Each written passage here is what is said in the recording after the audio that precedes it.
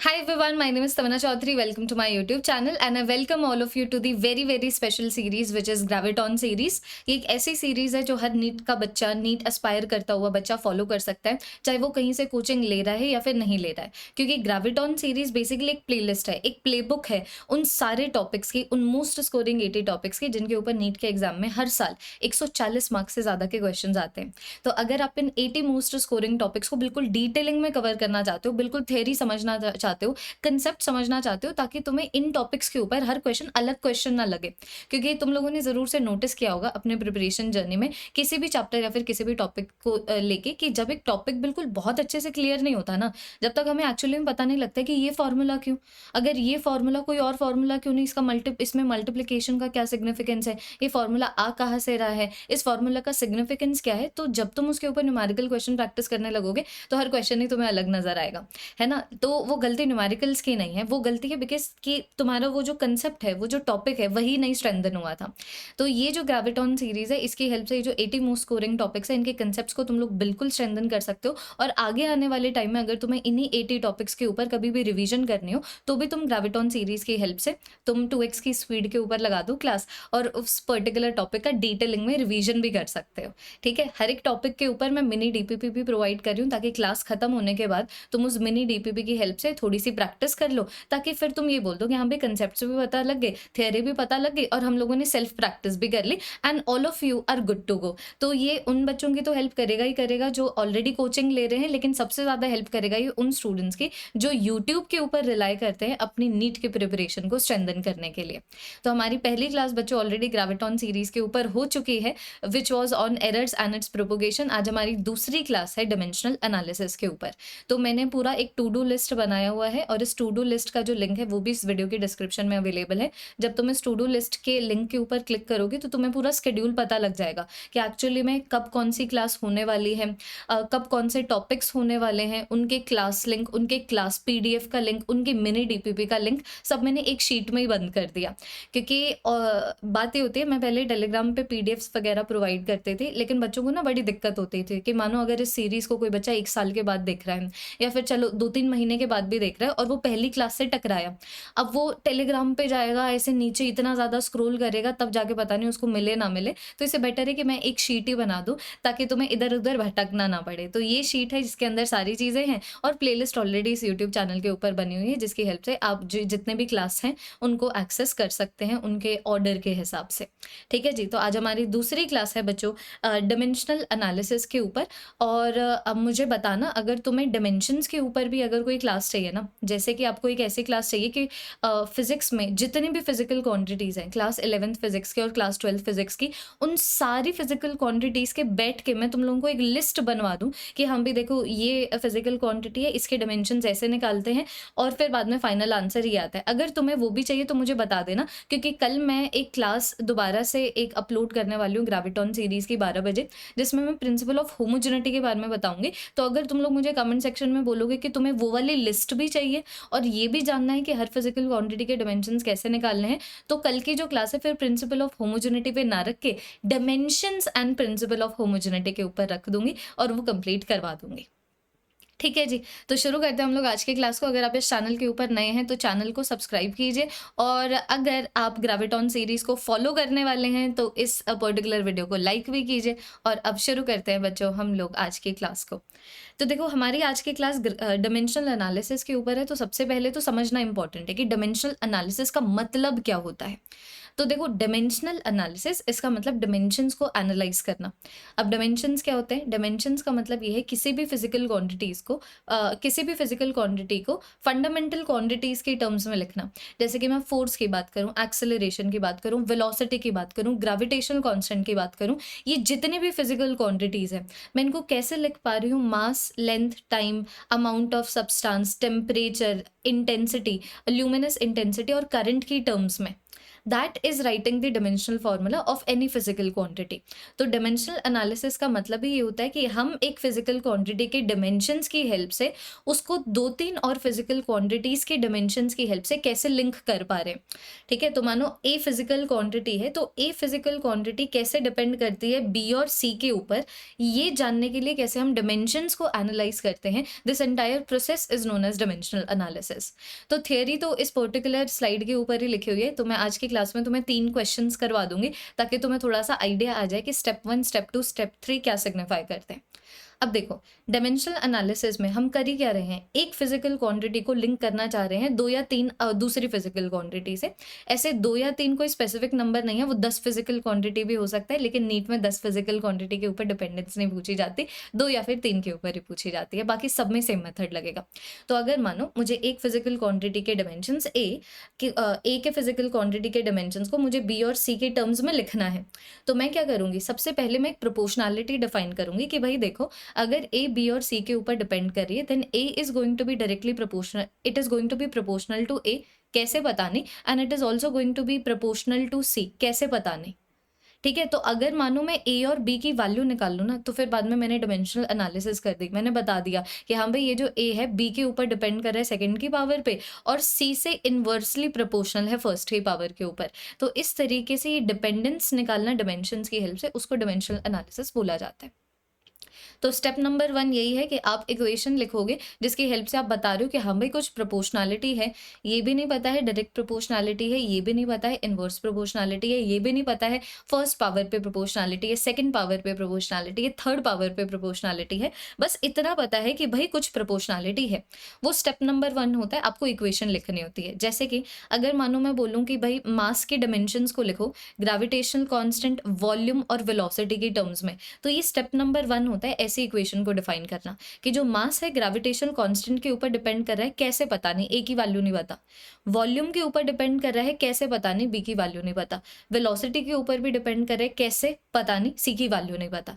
उसी तरीके से मानो मैं बोलूं कि बताओ लेंथ के डायमेंशंस क्या होंगे, कोएफिशिएंट ऑफ विस्कोसिटी और परमिटिविटी की टर्म्स में, तो this is step number 1। Step number 1 में आप एक इक्वेशन लिखते हैं, जिसकी हेल्प से आप ये बता रहे हैं कि हाँ भाई, कुछ प्रोपोर्शनैलिटी तो है, कैसी प्रोपोर्शनैलिटी है वो नहीं पता है। एक और एग्जांपल दूं, तो मानो मैं तुम्हें बोल रही हूँ कि बताओ लेंथ के डायमेंशंस को कैसे लिखोगे।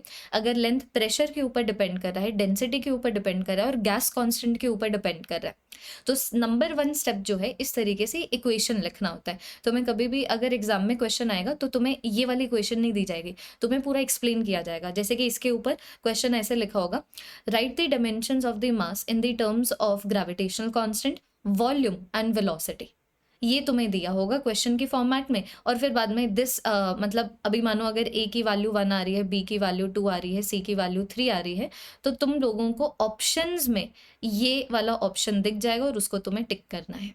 तो स्टेप नंबर 1 होता है, हम एक इक्वेशन में ये डिफाइन करते हैं कि भाई कुछ प्रोपोर्शनैलिटी तो है, लेकिन ये नहीं पता है कैसे प्रोपोर्शनैलिटी है और किस पावर पे प्रोपोर्शनैलिटी है। सेकेंड स्टेप में अब एक्चुअली में हम सॉल्व करना शुरू करेंगे। अब तुम देखो, अगर मानो मैं इसके डायमेंशंस को इनके डायमेंशन से लिंक करना चाहती हूँ, तो बीच में एक म्यूचुअल फ्रेंड चाहिए ना, तो वो म्यूचुअल फ्रेंड फंडामेंटल क्वांटिटीज होती है। इसलिए स्टेप नंबर 2 है कि अब हमें क्या करना है, एक बार इक्वेशन ऑफ प्रोपोर्शनैलिटी हम लोगों ने लिख दी।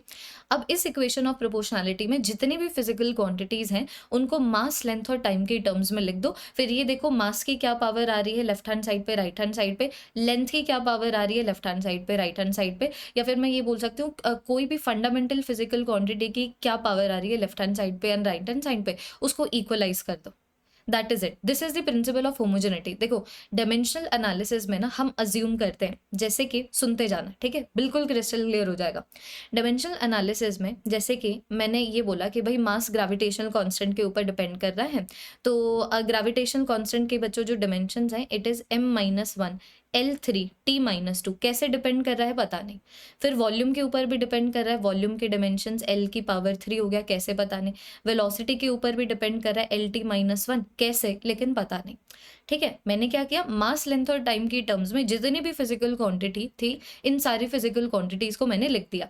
अब मैं क्या कर रही हूँ, अब मैं ये देखूंगी कि किसी भी फंडामेंटल फिजिकल क्वांटिटी के डायमेंशंस लेफ्ट हैंड साइड पे कितने और राइट हैंड साइड पे कितने। जैसे कि मानो अगर मैं यहाँ पर मास के डायमेंशंस की बात करूँ, तो वो 1 है। अगर मैं लेंथ के डायमेंशंस की बात करूँ, तो वो यहाँ पर 0 है। है ना। और उसी तरीके से अभी मानो ये मेरे पास 0 आ गया, उसी तरीके से अभी अगर मैं यहाँ पर टाइम ले लूँ तो भी यहाँ पर 0 आ जाएगा। वैसे ही अगर मैं राइट हैंड साइड पे जाऊँ तो अब की बार मास के डिमेंशंस देखो, यहाँ पर -1 मल्टीप्लाइड बाय a, तो एक आ गया -a, ठीक है, और कहीं पे आ नहीं रहा है तो यहाँ पर सीधा आ जाता है मेरे पास -a। उसी तरीके से मानो अब की बार अगर मैं लेंथ के डिमेंशंस निकालूं तो यहाँ पर आ गया 3a, यहाँ पर आ गया 3b, तो एक आ गया 3a, एक आ गया 3b, और यहाँ से आ गया c। तो ये डायमेंशंस हो गए एल के। तो एल के क्या डायमेंशंस बने, एम के तो -a बन गए थे, ये मेरे पास आ गया 3a प्लस 3b प्लस सी। वैसे ही मानो अगर मैं यहाँ पर टाइम के डायमेंशंस लिखूँ तो यहाँ पर बच्चों आ गया -2a, यहाँ पर आ गया -c, -2a प्लस -c, ये कितना आ गया -2a -c। That is it. देखो -2a -c। अब तो अभी मैं तुम्हें बता रही थी डायमेंशनल एनालिसिस के साथ दिक्कत क्या है ना, कि अभी तो हम लोग प्रोपोर्शनैलिटी को डिफाइन कर रहे थे, लेकिन अब जब हम प्रोपोर्शनैलिटी के साइन को हटाते हैं और कांस्टेंट ऑफ प्रोपोर्शनैलिटी लेके आते हैं ना, वो कांस्टेंट ऑफ प्रोपोर्शनैलिटी हम लोग डायमेंशनल एनालिसिस में डायमेंशन लेस अज्यूम करते हैं। कि मानो अगर मैं इस इक्वेशन को इज इक्वल टू की इक्वेशन तक लेके जाऊँ, ध्यान से सुनना, ये पॉइंट काफ़ी बच्चों को नहीं पता होता है, उसके ऊपर ध्यान नहीं देते हैं। ये देखना मैंने क्या किया ना, मैं बच्चों ऐसे साइन ऑफ प्रोपोर्शनैलिटी को हटा के मैं यहाँ पर इज इक्वल टू ले आई, तो यहाँ पर कांस्टेंट ऑफ प्रोपोर्शनैलिटी आएगा ना, ये कांस्टेंट ऑफ प्रोपोर्शनैलिटी डायमेंशनलेस होता है। ठीक है, तो अभी मेरे पास एक इक्वेशन लेफ्ट हैंड साइड पे आ गई, एक इक्वेशन राइट हैंड साइड पे आ गई। तो अब तुम मुझे बात बताओ, force is equal to mass थोड़ी होगा कि मैं तुम्हें बोलूँ 7 kg is equal to 7 newton, या मैं तुम्हें बोलूँ 7 metre per second is equal to 3 metre per second square, नहीं ना। तो अगर मैं इज इक्वल टू का साइन लगा रही हूँ तो एक चीज़ लेफ्ट हैंड साइड पे, एक चीज़ राइट हैंड साइड पे है, मान के चलना कि वो जो दोनों चीज़ें हैं वो उनके सेम डायमेंशन होंगे, क्योंकि सेम ही फिजिकल क्वांटिटी होनी चाहिए। I can not say 2 pascal pressure is equal to 4 newton force और 2 Newton force. I cannot say that. So if I'm saying A is equal to B, this is the principle of homogeneity जिसके ऊपर कल class है।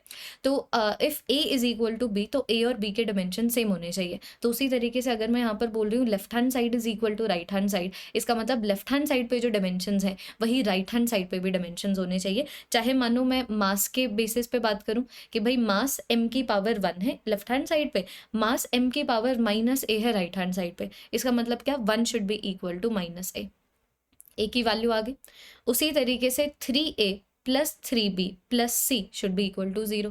उसी तरीके से -2a minus c should be equal to 0। a की value आ गई, a इज इक्वल टू -1, यहाँ पर सब्सटीट्यूट करके c की वैल्यू आ जाएगी, a और c की वैल्यू आ गई, यहाँ पर सब्सटीट्यूट करके b की वैल्यू आ जाएगी। That is how you solve it. अब उन a b और c को यहाँ पर सब्सटीट्यूट कर दोगे तो आंसर आ जाएगा। दोबारा से सुनना, ठीक है। अब की बार मानो मैं तुम्हें ये वाला क्वेश्चन कराती हूँ कि जो लेंथ है वो प्रेशर पे डिपेंड कर रहा है, डेंसिटी के ऊपर डिपेंड कर रहा है, गैस कांस्टेंट के ऊपर डिपेंड कर रहा है, कैसे डिपेंड कर रहा है बस वो तुम्हें निकालना है। और ये जो प्रोसेस जिसको हम अपनाते हैं फाइनल आंसर तक पहुंचने के लिए, बस बच्चों इसी प्रोसेस को डायमेंशनल एनालिसिस बोला जाता है। तो पहले स्टेप नंबर 1 मैंने तुम्हें बता दिया, पहले आपको लिखना होता है। ये देखो दोबारा से स्टेप नंबर 1 की एक बार जरा सा इक्वेशन लिख दो जो अननोन प्रोपोर्शनैलिटी को दिखा रहा है। बाद में सारी फिजिकल क्वांटिटीज को फंडामेंटल क्वांटिटीज में लिख के, है ना, जो भी डायमेंशंस आ रहे हैं लेफ्ट हैंड साइड पे उनको इक्वलाइज कर दो जो भी डायमेंशंस आ रहे हैं राइट हैंड साइड पे। मतलब जो भी पावर आ रही है किसी भी फिजिकल फंडामेंटल क्वांटिटी की लेफ्ट हैंड साइड पे, वही पावर होनी चाहिए उसी फिजिकल क्वांटिटी की लेफ्ट हैंड साइड पे भी, which is the principle of homogeneity. जैसे यहाँ पर मास की पावर 1 आ रही थी, यहाँ पर मास की पावर -a आ रही थी, then 1 is equal to -a। यहाँ पर लेंथ की पावर 0 आ रही थी, यहाँ पर लेंथ की power 3a plus 3b plus c आ रही थी, मतलब 0 is equal to 3a plus 3b plus c। ये वाला मेथड अपनाना है। मैं एक और तुम लोगों को क्वेश्चन कराती हूँ जिससे थोड़ा सा और क्लियर हो। इसके बाद तुम 2-3 क्वेश्चन की प्रैक्टिस अगर खुद से भी कर लोगे तो तुम्हें क्रिस्टल क्लियर हो जाएगा। मैं आज की मिनी डीपीपी में तुम्हें ऐसे कुछ 3 से 4 क्वेश्चन दे दूंगी ताकि तुम्हारी क्वेश्चन प्रैक्टिस हो जाए, ठीक है। तो फिर बेसिकली आज की क्लास में 2 क्वेश्चन और खुद की क्वेश्चन प्रैक्टिस से 3-4 क्वेश्चन अगर हो जाएंगे तो वो फिर बाद में चीज़ें बिल्कुल क्रिस्टल क्लियर हो जाएंगी, ठीक है। अब यहाँ पर देखना, मैं तुम्हें ये क्वेश्चन दे रही हूँ कि जो लेंथ है वो डिपेंड कर रही है प्रेशर, डेंसिटी और गैस कांस्टेंट पे। कैसे ये बताना है? तो सबसे पहले स्टेप नंबर 1 इक्वेशन लिख दिया of unknown proportionality. Step number 2 क्या होता है? जितनी भी फिजिकल क्वांटिटीज है उनको लिखो in the terms of fundamental physical quantities.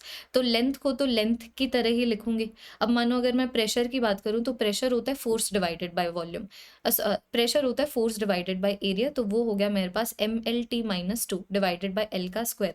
तो ये कितना बनता है? ml-1 t-2। ये देखो प्रेशर के डिमेंशंस आ गए। फिर डेंसिटी के ऊपर भी डिपेंड कर रहा है। डेंसिटी होता है मास बाय वॉल्यूम, तो फिर उसको मैं ऐसे लिख सकती हूँ। उसी तरीके से मानो मैं गैस कांस्टेंट की बात करूँ तो यहाँ से निकालूंगी PV is equal to nRT, है ना। मानो अगर मैं 1 मोल के लिए डिफाइन करूँ then PV is equal to RT। तो तुम लोग देख पा रहे हो R is equal to PV by T। PV energy होती है, so it is ml2 t-2 divided by kelvin. तो यहाँ पर मेरे पास क्या बना?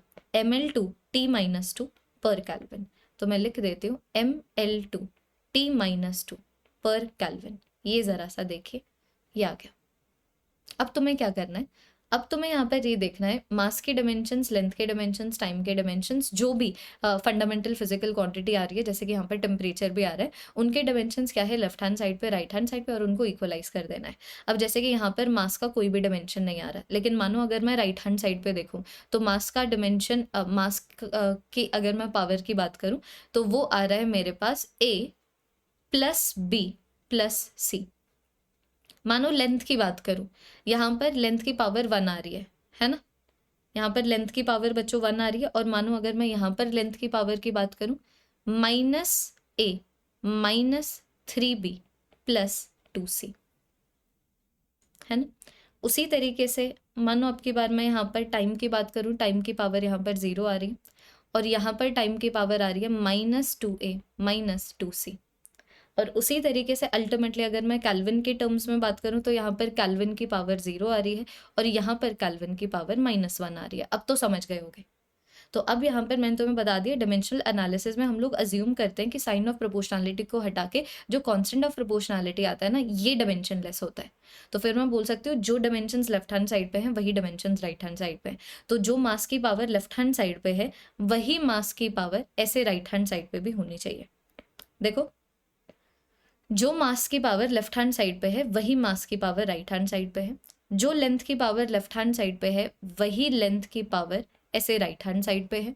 जो टाइम की पावर लेफ्ट हैंड साइड पे है वही टाइम की पावर राइट हैंड साइड पे है। और जो केल्विन की पावर लेफ्ट हैंड साइड पे है वही ठीक है, जो केल्विन की पावर लेफ्ट हैंड साइड पे है वही पावर राइट हैंड साइड पे भी होनी चाहिए। तो तुम यहाँ से देखो ना, यहाँ से तुम्हें सीधा सीधा पता लग रहा है C की वैल्यू 0 है।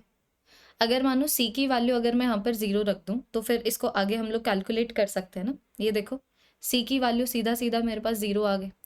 अभी C की वैल्यू 0 आ गई तो अब यहाँ से मैं A की वैल्यू भी निकाल सकती हूँ, है ना। C की वैल्यू को 0 रख के अगर मुझे A की वैल्यू आ गई, C की वैल्यू आ गई, तो मैं B की वैल्यू इस इक्वेशन से निकाल सकती हूँ, है ना। तो वो तो मैथमेटिकल पोर्शन हो गया। एक बार A B और C की वैल्यू आ गई तो फिर बाद में तुम उनको यहाँ पर वो वाली वैल्यूज को यहाँ पर सब्स्टिट्यूट करके ये बता सकते हो कि भाई लेंथ अगर इन फिजिकल क्वांटिटीज के ऊपर डिपेंड करता है तो कुछ इस तरीके से डिपेंड करता है।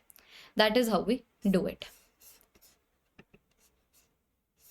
So it is not complicated if you give it a certain sense of thinking ना। तो इतना ज़्यादा complicated नहीं है, काफ़ी आसानी से हम इन तरीके के क्वेश्चन को सॉल्व कर सकते हैं। ठीक है, I also have the answers बच्चों। यहाँ पर देखना, जस्ट 1 सेकेंड। यहाँ पर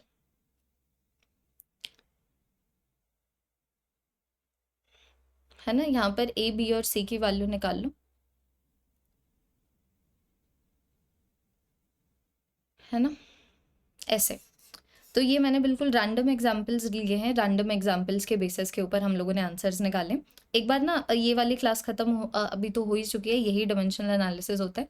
3-4 क्वेश्चंस दे रही हूँ मैं मिनी DPP में, एक बार उन क्वेश्चंस को सॉल्व कर लेना and everything is going to be good to go. ठीक है, तो अगर आपने क्लास कंप्लीट कर ली है तो let me see some #graviton2 in the comment section. #graviton2 in the comment section is going to signify that you are using this series to complete the most scoring 80 topics. More the comments, more are the number of students who are following this series dedicatedly, उतनी ही बढ़िया बढ़िया classes मैं add भी करती रहूँगी, जैसे कल मैंने एक एक्स्ट्रा क्लास ऐड की है। तो अगर तुम लोग चाहते हो कि कल की क्लास में मैं प्रिंसिपल ऑफ होमोजेनिटी के साथ-साथ तुम लोगों को डायमेंशंस की भी लिस्ट दूँ और कैसे फिज़िकल क्वांटिटी के डायमेंशंस निकालते हैं, let me know in the comment section. That is all everyone. I am hoping कि ये जो 2 क्वेश्चंस हैं इसकी हेल्प से पता लगा होगा कि डायमेंशनल एनालिसिस हम लोग किस तरीके से करते हैं। That is all. Thank you so much. Adios.